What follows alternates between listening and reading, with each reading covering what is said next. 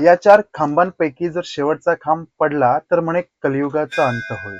पण थांबा, खरं काय ते जाणून घेऊयात. हरिश्चंद्र गडावरील केदारेश्वर या लेणीमध्ये असलेले हे 4 दगडी खांब म्हणजेच सतयुग, त्रेतायुग, द्वापरयुग आणि कलियुगाचे प्रतीक मानले जातात, अशी एक आख्यायिका आहे.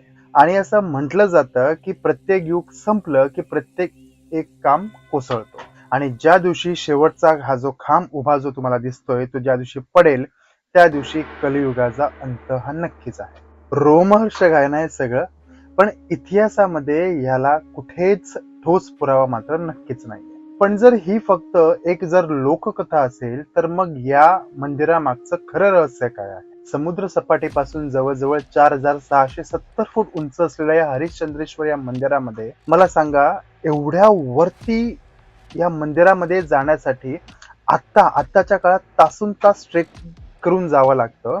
त्यावेळेला ना रस्ते, ना क्रेन, ना आधुनिक यंत्र, मग तरी एवढ्या हजार वर्षापूर्वी हे मंदिर या ठिकाणी बांधलं कसं गेलं? स्थापत्य शैली आणि उपलब्ध पुराव्यावरून हे जे मंदिर आहे ना, हे मध्ययुगीन काळातील असून त्यावर चालुक्य आणि यादव काळातील स्थापत्याचा प्रभाव दिसून येतो. मंदिरासमोर वाहणारी मंगळगंगा आणि शेजारी असलेली ही केदारेश्वर लेणी, आणि या लेणीबद्दल विशेष म्हणजे हे जे तुम्ही शिवलिंग जे बघताय ना, हे वर्षभर थंड पाण्याने वेढलेलं असतं.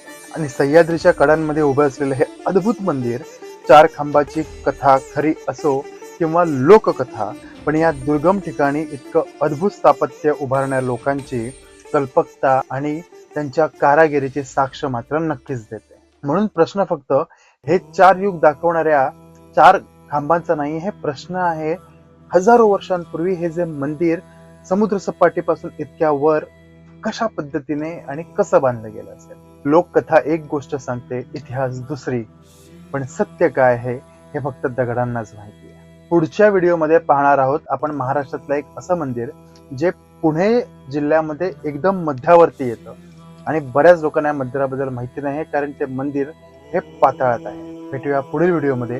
तोपर्यंत हर हर महादेव.